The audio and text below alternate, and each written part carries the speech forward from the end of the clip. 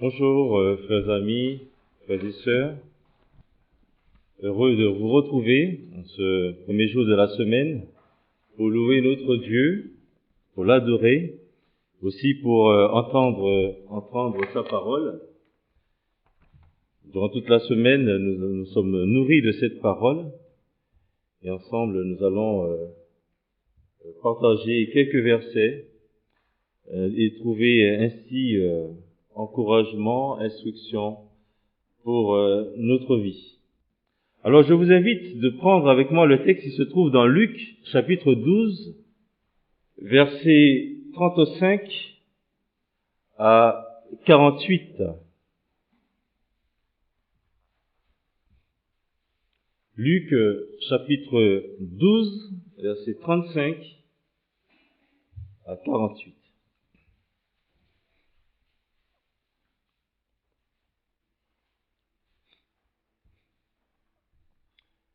Que vos reins soient sains et vos lampes allumées. Et vous, soyez semblables à des hommes qui attendent que leur maître revienne des noces, afin de lui ouvrir dès qu'il arrivera et frappera. Heureux ces serviteurs que le maître, à son arrivée, trouvera veillant. Je vous le dis en vérité, il se ceindra, les fera mettre à table et s'approchera pour les servir.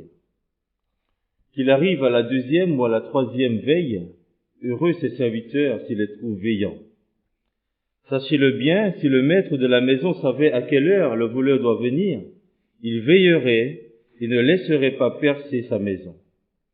Vous aussi, tenez-vous prêts, car le Fils de l'homme viendra à l'heure où vous n'y penserez pas. Pierre lui dit, Seigneur, est-ce à nous ou à tous que tu adresses cette parabole?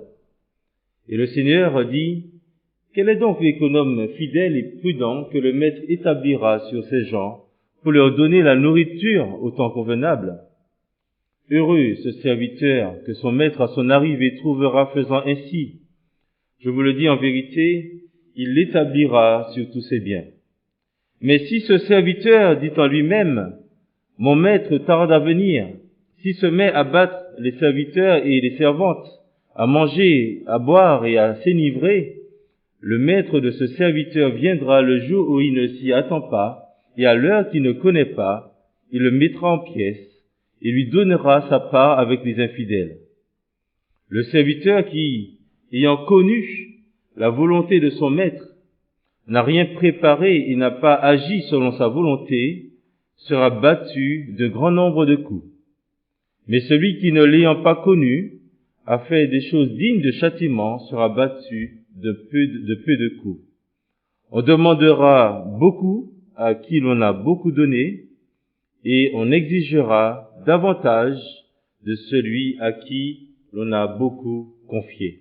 Jusque-là.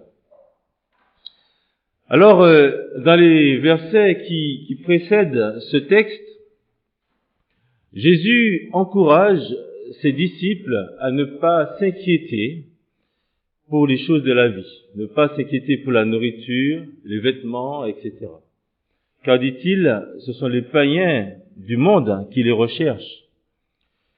Il dit, votre Père sait que vous en avez besoin, mais cherchez, dit-il plutôt, le royaume de Dieu et toutes ces choses vous seront données par-dessus. Donc, dans un premier temps, Jésus leur dit, pour votre vie de chaque jour, ne vous inquiétez de rien. Ils doivent lui faire confiance pour leurs besoins, mais le disciple doit également vivre dans l'attente de son retour. Alors, le texte que nous avons lu, on peut le mettre en parallèle avec le texte qui se trouve dans Matthieu chapitre 24 et 25 où Jésus fait ce discours sur le mont des Oliviers où il dit à ses disciples tout ce qui va se passer dans l'avenir proche mais aussi dans l'avenir assez lointain et ce qui va notamment concerner le peuple d'Israël. Alors, dans le texte de Matthieu, Ils sont en train de marcher, ils voient le temple et les disciples qui lui font remarquer justement la beauté du temple. Et Jésus leur dit, mais vous savez, ça, il ne restera pas de cela pierre sur pierre. Et il commence à leur dire, voilà ce qui va se passer. Et il va terminer ce discours en leur donnant des paraboles, la parabole des 2 serviteurs que nous avons lue, mais aussi la parabole des 10 vierges, la parabole des talents, mais aussi le jugement des nations. Alors tout cela, ce sont des histoires tirées de la vie pour parler de l'attente que doivent avoir les disciples en vue de son retour. Alors, les disciples disent, dis-nous quand cela arrivera-t-il et quel sera le signe de ton avènement et de la fin du monde. Alors, Jésus dit alors le signe, au verset 30 de Matthieu 24, il dit, le signe du Fils de l'homme paraîtra dans le ciel, toutes les tribus de la terre se lamenteront, et elles verront le Fils de l'homme venant sur les nuées du ciel avec puissance et une grande gloire. Donc Jésus leur dit, oui, je vais revenir.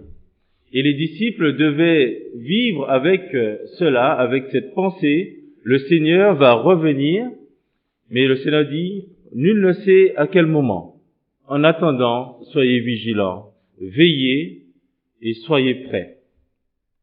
Alors, c'est là l'encouragement du Seigneur pour ses disciples, mais aussi, bien sûr, pour nous, encore aujourd'hui, parce que nous attendons sa venue. Il nous demande de veiller, il nous demande de nous tenir prêts, puisque nous ne savons quel jour il reviendra. C'est là ce qu'il attend de nous. Alors, dans ce texte-là, on peut voir deux pensées. Attendre en se préparant à une longue attente. Et il est parlé de ce maître qui est parti à des noces, et il dit, voilà, heureux ces serviteurs que le maître à son arrivée trouvera veillant. Mais il pouvait arriver à la 2e ou à la 3e heure, donc très tard dans la nuit. Le serviteur ne savait pas exactement quand est-ce qu'allait arriver son maître, mais il devait être là pour que lorsque le maître va arriver et frapper, que ce serviteur puisse ouvrir la porte et que son maître puisse entrer. Donc, l'attente pouvait être plus ou moins longue. Donc, se préparer par rapport à cela, mais aussi, et là c'est la deuxième partie, c'est être un serviteur fidèle jusqu'au bout. Jusqu'au bout. Jésus, il dit que, voilà, qu'il arrive à la 2e ou à la 3e heure, il faut que le serviteur soit prêt. Donc, dans la pensée de ce serviteur, mon maître va revenir, mais je ne sais pas à quel moment. Ce qu'il attend de moi, c'est que lorsqu'il arrive, que je sois en tenue de travail, que vos reins soient sains, que je sois en tenue de travail, prêt à l'ouvrir pour que lorsqu'il arrive, à n'importe quel moment, qu'il puisse entrer. Donc, c'est ce qui devait animer la pensée de ce serviteur. Et dans la parabole des 10 vierges, il est parlé justement de cette longue attente. Les 10 vierges étaient là et attendaient que l'époux arrive avec l'épouse pour aller dans cette salle pour faire la fête. Et ces 10 vierges attendaient au point qu'elles se sont endormies. Dans la parabole des talents, il est dit aussi que le maître a donné à ses serviteurs donc des talents, et il est parti et c'est longtemps après qu'il est revenu. Donc Jésus quand même, sans dire à ses disciples, voilà, il dit que c'est le Père seul qui savait à quel moment, mais dans ces histoires, il leur mettait quand même la puce à l'oreille que la venue ne serait pas imminente. Et il demande à ses disciples d'être vigilants et d'être prêts à tout moment. Donc en attendant le retour de son maître, la responsabilité du serviteur était d'attendre que son maître revienne des noces dans ce texte-là. Donc attendre que son maître revienne pour lui ouvrir la porte lorsqu'il frappera. Le maître, il veut trouver son serviteur en train de veiller et aussi prêt à l'accueillir. C'est ce qu'il attend de son serviteur. Alors, toute la difficulté pour ces serviteurs-là, c'était de rester éveillés. C'est là toute la difficulté. C'est pas si on vous a déjà demandé de rester et de veiller et vous savez pas à quelle heure la personne va arriver, il est tard, il est 9 heures, après minuit, 1 heure du matin, il n'y a plus rien. Vous commencez à lutter contre le sommeil. Et c'est pas toujours facile. Alors, c'était là toute la difficulté pour ces serviteurs, rester éveillés. Les 10 vierges n'ont pas pu rester éveillées, car elles ont été surprises par l'arrivée de l'époux. Dans l'épître de Paul aux Thessaloniciens, l'apôtre Paul, il parle des choses à venir. Il parle du retour de Jésus, de l'enlèvement de l'Église, et après il parle au chapitre 5, justement de Jésus qui va revenir aussi sur terre. Alors on peut prendre ensemble 1 Thessaloniciens chapitre 5. On va voir ce que Paul disait à ces chrétiens de Thessalonique qui attendaient aussi la venue du Messie et donc 1 Thessaloniciens chapitre 5. Et quelle devait être leur attitude en attendant cette venue, sachant que le Seigneur pouvait tarder. Dans 1 Thessaloniciens chapitre 5, versets 1 à 11.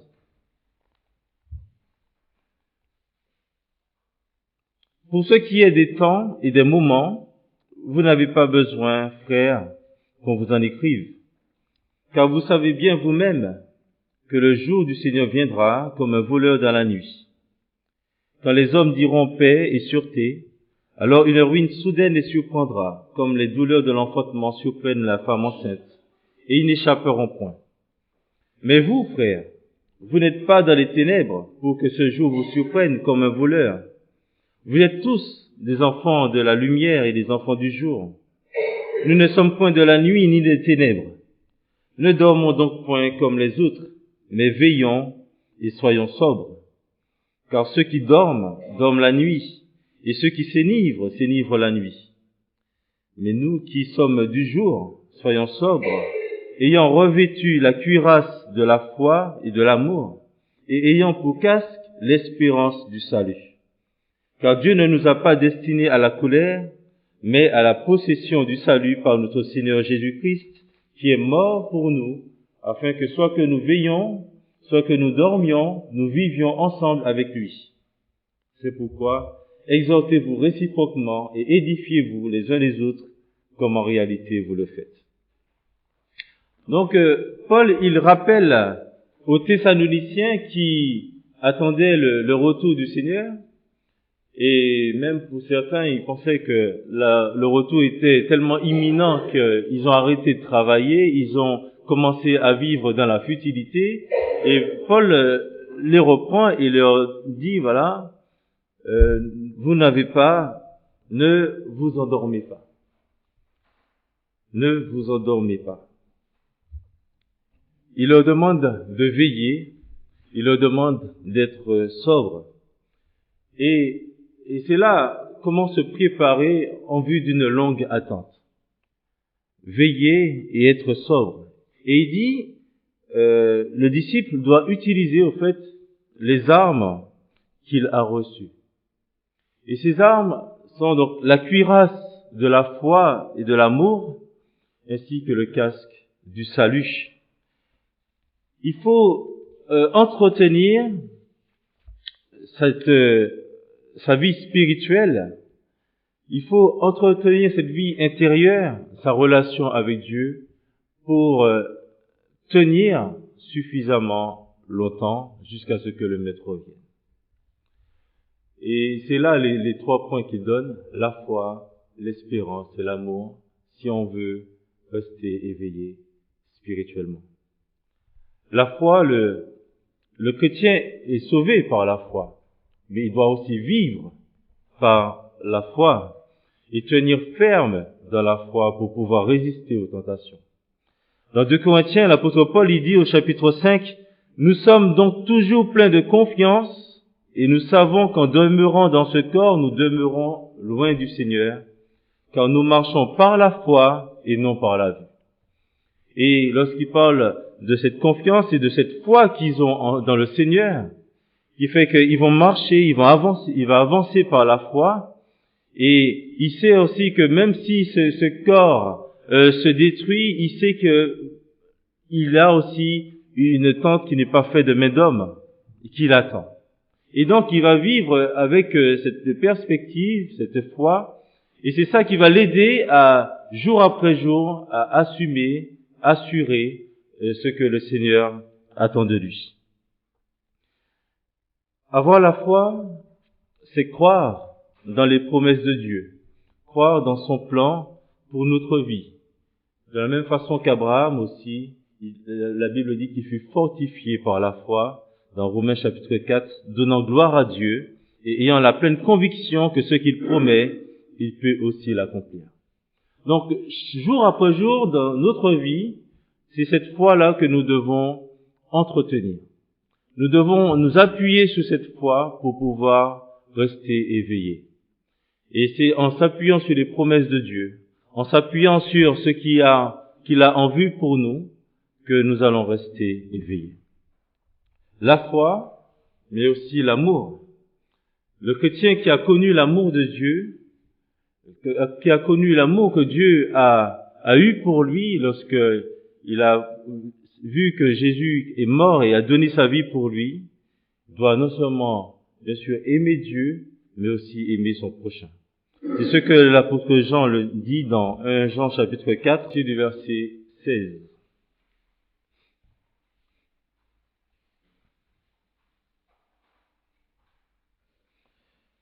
Et nous avons connu l'amour que Dieu a pour nous, et nous y avons cru. Dieu est amour. Et celui qui demeure dans l'amour demeure en Dieu, et Dieu demeure en lui. Tel il est, tel nous sommes aussi dans ce monde. C'est en cela que l'amour est parfait en nous, afin que nous ayons de l'assurance au jour du jugement. La crainte n'est pas dans l'amour, mais l'amour parfait bannit la crainte, car la crainte suppose un châtiment, et celui qui craint n'est pas parfait dans l'amour. Pour nous, nous l'aimons parce qu'il nous a aimés le premier. Si quelqu'un dit « j'aime Dieu » et qu'il haïsse son frère, c'est un menteur. Car celui qui n'aime pas son frère qu'il voit, comment peut-il aimer Dieu qu'il ne voit pas? Et nous avons de lui ce commandement, que celui qui aime Dieu aime aussi son frère. Quiconque croit que Jésus est le Christ est né de Dieu, et quiconque aime celui qui l'a engendré aime aussi celui qui est né de lui. Nous connaissons que nous aimons les enfants de Dieu lorsque nous aimons Dieu et que nous pratiquons ses commandements. Car l'amour de Dieu consiste à garder ses commandements, et ses commandements ne sont pas pénibles. Donc, là aussi, c'est un autre point que nous devons, nourrir jour après jour dans notre vie. L'amour pour Dieu, mais aussi l'amour pour les autres. Et pour grandir dans l'amour, pour rester éveillé, le chrétien doit garder la parole de Dieu. Dans 1 Jean chapitre 2, il dit « Mais l'amour de Dieu est véritablement parfait en celui qui garde sa parole. Par cela, nous savons que nous sommes en lui. Celui qui dit qu'il demeure en lui doit marcher aussi comme il a marché lui-même. » L'amour pour Dieu et l'amour pour son prochain, et c'est en gardant la parole, en se nourrissant de cette parole, que cet amour peut aussi grandir. La foi, l'amour, mais aussi l'espérance du salut. Nous vivons et nous devons vivre avec cette attente, l'attente de ce moment où Jésus va changer notre corps d'humiliation en ce corps semblable au corps de sa gloire, comme il est dit dans Philippiens chapitre 3. On doit vivre avec cette pensée. Toujours dans 1 Jean chapitre 3, il dit « Bien-aimés, nous sommes maintenant enfants de Dieu, et ce que nous serons n'a pas encore été manifesté. Mais nous savons que lorsque cela sera manifesté, nous serons semblables à lui, parce que nous le verrons tel qu'il est. Quiconque a cette espérance en lui se purifie comme lui-même est pur. Donc le fait de garder les yeux sur cette rémunération, garder les yeux sur le fait et même si nous rencontrons des difficultés, mais garder les yeux sur cette pensée, le fait que Jésus-Christ va revenir, mais aussi qu'il va transformer notre corps en un corps semblable au sien, cela nous protège contre les tentations. Cela nous protège face aux différentes épreuves aussi. Cela nous aide à supporter les différentes épreuves ou souffrances que nous avons à endurer. Et Paul, il disait qu'il souffrait pour l'évangile jusqu'à être lié comme un malfaiteur. Il dit, c'est pourquoi je supporte tout à cause des élus, afin qu'eux aussi obtiennent le salut qui est en Jésus-Christ avec la gloire éternelle. Il était prêt à tout supporter, parce que il avait cette espérance, l'espérance du salut, l'espérance justement d'être avec son Seigneur.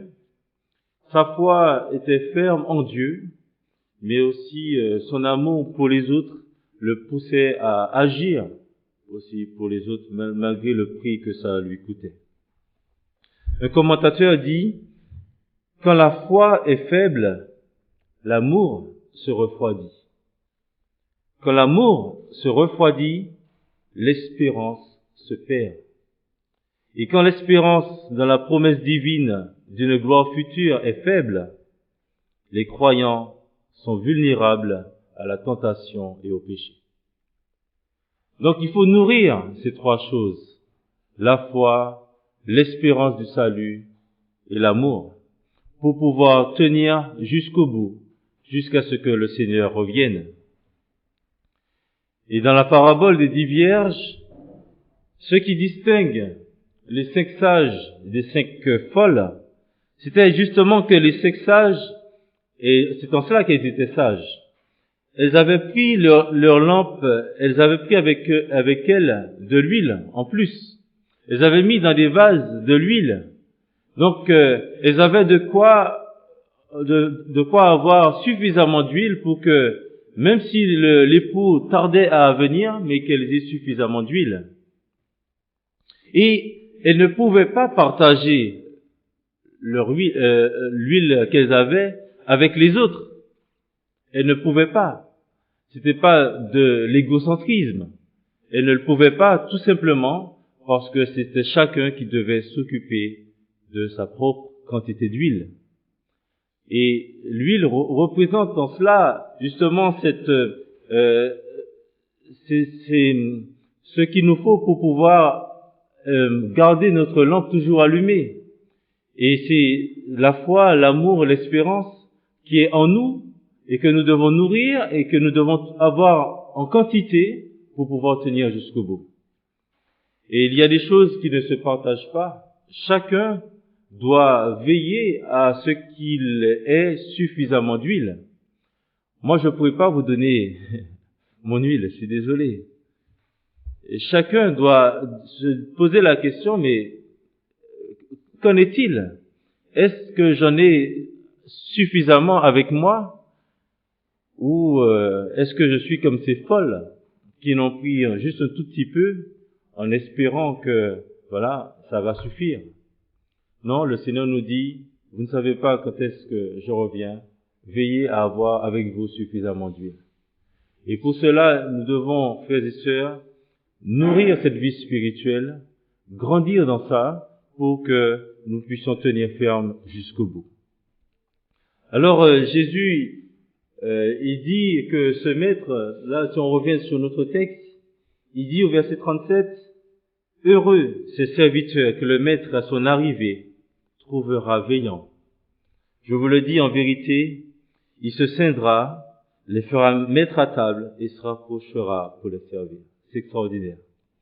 Le Seigneur dit, au fait, il va dire à ses serviteurs, pourtant lorsqu'on lit un autre texte, il dit, voilà, que le serviteur, il est un serviteur inutile. Et si le maître arrive et qu'il lui dise vas-y, fais ceci, fais cela, il ne fera que son travail. Mais là, Jésus dit que le maître va prendre la place du serviteur.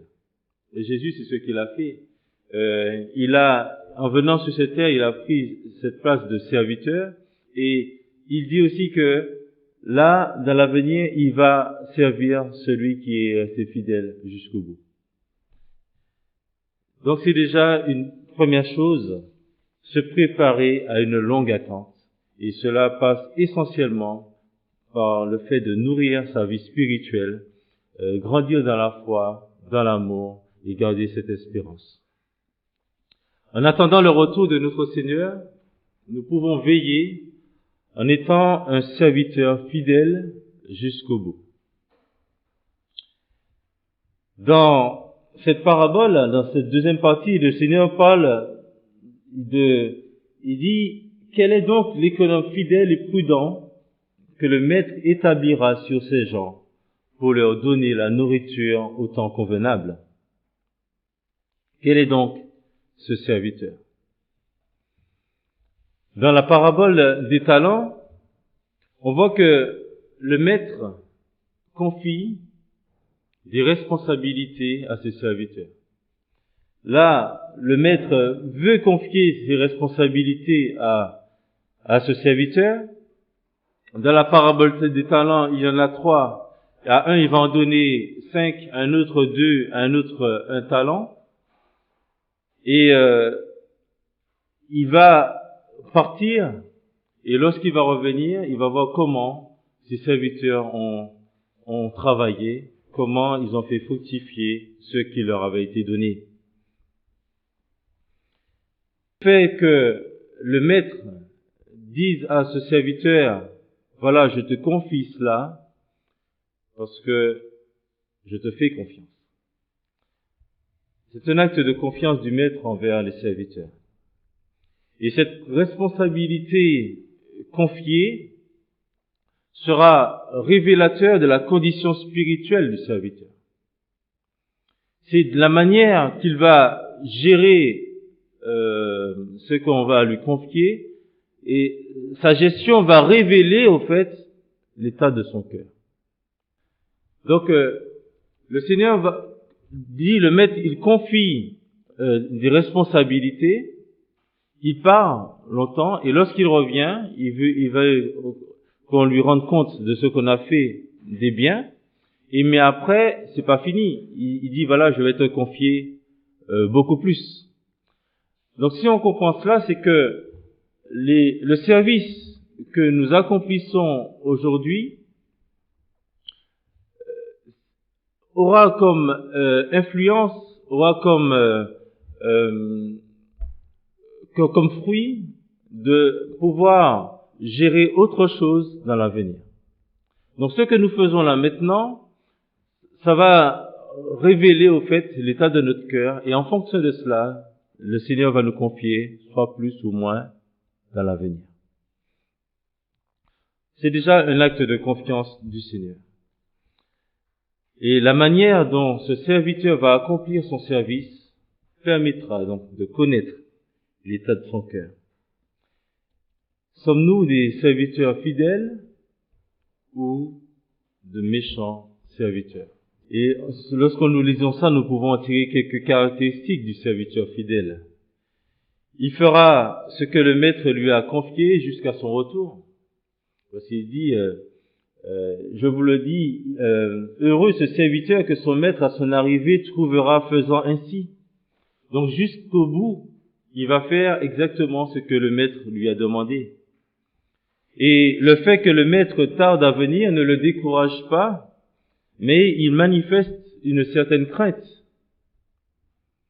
La crainte, justement, de se dire, voilà, si le maître revient, il faudrait qu'il me trouve faisant ce à quoi il m'a appelé. Et le retour tardif de son maître ne va pas changer son attitude envers ses compagnons. On voit que le serviteur méchant, il va se mettre à battre ses compagnons. Mais non, le fidèle, lui, il va servir jusqu'au bout. mais il va avoir une bonne attitude envers les autres. Il veillera à sa sobriété physique et il fera attention aussi à ses fréquentations, contrairement à ce méchant serviteur.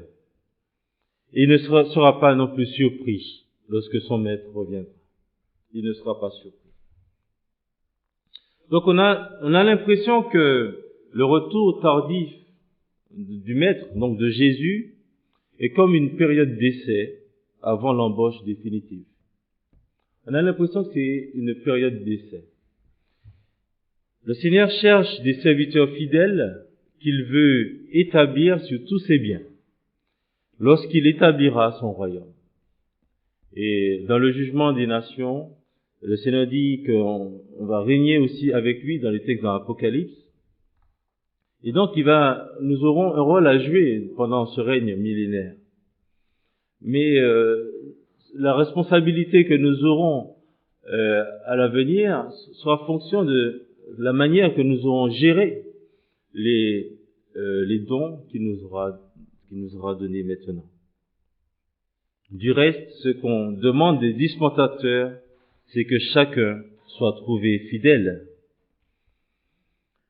Et pour veiller et se tenir prêt, il est dit, nous devons ceindre nos reins. Rester en tenue de travail. Dans une autre version, c'est un peu ça. Rester en tenue de travail. Et si le Seigneur cherche des serviteurs fidèles, nous devons nous poser la question concernant le travail qu'il nous a confié, ou qu'il voudrait nous confier. Il cherche des serviteurs, mais Seigneur, mais quel est le service que tu m'as confié? Si on voit un peu l'exemple de Paul, il dit, après sa rencontre avec le Seigneur Jésus sur le chemin de Damas, la première question qu'il pose au Seigneur, c'est, que veux-tu que je fasse? Lorsqu'on vient à Jésus-Christ, c'est ça, c'est, Seigneur, que veux-tu que je fasse? Quel est le service que je dois accomplir en ton nom? On est sauvé pour accomplir des bonnes œuvres. On n'est pas sauvé par les œuvres, mais on est sauvé pour accomplir les bonnes œuvres. Donc, Seigneur, que veux-tu que je fasse? C'est là la question du serviteur. Et la Bible dit que chacun reçoit de Dieu un ou des dons spirituels qu'il doit mettre au service du corps de Christ, donc l'Église, pour l'édification commune. Et Pierre, il dit que comme de bons dispensateurs des diverses grâces de Dieu, que chacun de vous mette au service des autres le don qu'il a reçu. Et on peut prendre Romains chapitre 12.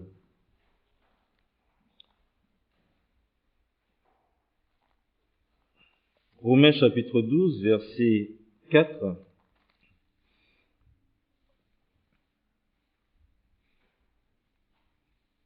Seigneur, que veux-tu que je fasse? Dans Romains chapitre 12, versets 4 à 8, il dit, car, comme nous avons plusieurs membres dans un seul corps, et que tous les membres n'ont pas la même fonction, ainsi nous qui sommes plusieurs, nous formons un seul corps en Christ, et nous sommes tous membres les uns des autres. Puisque nous avons des dons différents selon la grâce qui nous a été accordée, que celui qui a le don de prophétie l'exerce en proportion de la foi, que celui qui est appelé au ministère s'attache à son ministère, que celui qui enseigne s'attache à son enseignement, et celui qui exhorte à l'exhortation, que celui qui donne le fasse avec libéralité, que celui qui préside le fasse avec zèle, que celui qui pratique la miséricorde le fasse avec joie. Et ce n'est pas une liste exhaustive. Il y a, dans 1 Corinthiens chapitre 12, on peut le lire aussi, mais la liste des dons, et Dieu il donne à chacun en fonction des situations. Donc chacun doit savoir qu'il a forcément un don et donc forcément quelque chose à faire. Et Paul, au début de son ministère, au début de sa vie chrétienne plus particulièrement, il ne savait pas quel était son don. Il ne savait pas quelle était sa mission. Il dit, Seigneur, mais que veux-tu que je fasse? Et c'est au fur et à mesure qu'au fait que Dieu lui a révélé son plan. Et Dieu, il utilise aussi les autres pour nous montrer quelle est sa volonté. Alors, la réponse de Jésus à la question de Paul, c'est on te dira ce que tu dois faire. On te dira ce que tu dois faire. Jésus ne lui a pas dit tout de suite, tu seras un missionnaire, tu vas faire le tour de l'Asie, et tu vas annoncer l'évangile, et tu iras à Rome. C'est au fur et à mesure que le Seigneur lui a dit. Il lui a pas dit ça tout de suite. Mais il lui a dit, on te dira ce que tu dois faire. Et lorsqu'on voit dans l'acte des apôtres, on voit l'itinéraire de Paul, on voit qu'il y a eu sa conversion, son baptême, il témoigne de sa foi aux Juifs, dans Actes chapitre 9, c'est ce qu'on voit. Au bout d'un certain temps, Barnabas le prend avec lui et le présente aux autres apôtres. Au bout d'un certain temps encore, Barnabas va à Tarse pour le chercher et l'amener à Antioche. Et là, il a enseigné la parole pendant toute une année, il est dit, dans Actes chapitre 9. Et après un certain temps, dans le chapitre 12, il est parlé de ça, au chapitre 13, après un certain temps, on voit que les responsables de l'église d'Antioche sont convaincus par l'Esprit que de laisser partir Paul pour l'œuvre à laquelle il avait été appelé. Donc, on te dira ce que tu dois faire. Mais on voit dans ce processus, c'est que il y a eu bien sûr, la conversion. Paul, il a témoigné de sa foi, la conversion, le baptême. Il parlait aux autres de Jésus. Il disait, voilà, qu'il croyait en Jésus. On est venu le chercher parce que Barnabas a dit, tiens, il y a Paul à Tarse, là, il va venir, il va aider à Antioche. Il servait dans l'église, il enseignait. Après, le Seigneur a parlé aux anciens, aux responsables, et il a dit, voilà, mettez-moi Paul et Barnabas pour l'œuvre à laquelle je les ai appelés. Et c'est là, et après le Seigneur lui a dit, mais tu iras à Rome aussi. Donc, ça s'est fait graduellement. En tout cas, lorsqu'on se donne au Seigneur, on doit s'attendre aussi à le servir, et il faut le servir. Et quel que soit le service que nous avons à accomplir, le Seigneur, il attend que nous soyons fidèles. Et il attend de nous que nous fassions fructifier ce qu'il nous a confié. Dans l'épître de Jean, au 3e épître de Jean, Jean s'adresse à son ami, à Gaius, son disciple bien-aimé, qui mettait au service des autres le don que le Seigneur lui a donné, et ce don c'était l'hospitalité. Il accueillait les prédicateurs qui étaient de passage, et donc le Seigneur l'avait béni et il pratiquait l'hospitalité. Mais il y parlait aussi de Diotrephe, qui aimait être parmi les premiers, mais qui empêchait à ceux qui voulaient pratiquer l'hospitalité de le faire, et qui les excluait de l'Église même. Donc dans cet épître de Jean, on voit l'exemple de bons serviteurs, de fidèles serviteurs, de Gaius, et de méchants serviteurs, qui étaient parmi les premiers, donc c'était parmi les responsables de l'Église. De méchants serviteurs, qui empêchaient à ceux qui voulaient servir le Seigneur de le faire. Donc en mettant au service des autres les dons que nous avons reçus, c'est un bon moyen, frères et sœurs, pour rester éveillés. Lorsque Paul il s'adresse aux Thessaloniciens, il leur dit, travaillez. Ne vivez pas dans la futilité. Ne soyez pas paresseux, mais travaillez. Donc le travail est un bon remède pour ne pas tomber et vivre dans le désordre et la futilité. Il nous exhorte, notre Seigneur, à travailler de mieux en mieux. C'est l'apôtre Paul qui le dit dans chapitre 15 de 1 Corinthiens. Ainsi, mes frères bien-aimés, soyez fermes, inébranlables, travaillant de mieux en mieux à l'œuvre du Seigneur, sachant que votre travail ne sera pas vain dans le Seigneur. Et dans Hébreux, au chapitre 6, verset 10, il dit, car Dieu n'est pas injuste pour oublier votre travail et l'amour que vous avez montré pour son nom, ayant rendu et rendant encore des services aux saints. Donc Jésus revient bientôt. Ça, c'est pas une nouvelle, nous le savons. peut revenir à n'importe quel moment, il peut revenir aujourd'hui, demain, dans 10 ans, nous ne le savons. La question pour nous, c'est, lorsqu'il viendra, serons-nous prêts? Serez-vous prêts? Donc, pour être prêt, la nécessité est déjà de se tourner vers lui pour ceux qui ne le connaissent pas, et de l'accepter comme son sauveur et Seigneur, mais aussi ne pas se laisser endormir, ne pas se laisser, ne pas vivre dans l'indifférence dans ce monde, l'indifférence spirituelle dans ce monde, ne pas se laisser endormir, mais rester éveillé. Et le Seigneur nous pose la question, qu'en est-il de votre huile? Avez-vous pris suffisamment d'huile pour tenir le coup, tenir durant tout le temps à venir?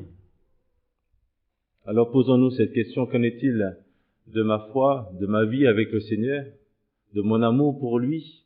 Parce que notre vie intérieure, notre vie avec le Seigneur va stimuler aussi ce que nous faisons pour lui, notre service pour lui. On sert le Seigneur parce qu'on l'aime. Et si on ne sert pas le Seigneur, cela traduit aussi de notre relation aussi avec notre Seigneur. Alors si Jésus revient aujourd'hui, est-ce qu'il me trouvera faisant ce qu'il m'a confié? Qu'est-ce que je vais lui présenter là? Un peu comme dans la parabole des talents. On dit, voilà, tu m'as donné 5, voilà, je te donne 5 en plus. Ou est-ce que nous allons aller déterrer, tiens, tu m'as donné tel don, voilà, je te le redonne. Qu'allons-nous dire au Seigneur? Qu'allons-nous dire au Seigneur? Et c'est ça que nous devons nous poser comme question là, pour notre vie. Si Jésus revient aujourd'hui là, que vais-je lui dire? Je dois lui rendre compte de la gestion de ce qu'il m'a donné. Voilà. Est-ce qu'il va dire bon et fidèle serviteur? Ou est-ce qu'il va dire finalement un méchant serviteur? Alors pour terminer, je vais juste lire 2 Thessaloniciens.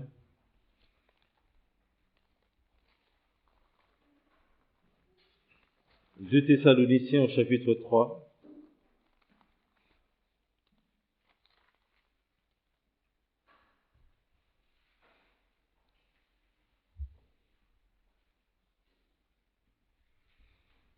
Deux Thessaloniciens chapitre 3, à partir du verset 3, l'apôtre Paul, et là encore dans le contexte, c'est après avoir parlé justement de la manifestation de l'Antéchrist, donc des événements à venir, il exhorte les chrétiens, il dit, le Seigneur est fidèle, il vous affermira et vous préservera du mal. 2 Thessaloniciens 3, verset 3. Le Seigneur est fidèle, il vous affermira et vous préservera du mal. Nous avons à votre égard cette confiance dans le Seigneur, que vous faites et que vous ferez les choses que nous recommandons. Que le Seigneur dirige vos cœurs vers l'amour de Dieu et vers la patience de Christ. Amen.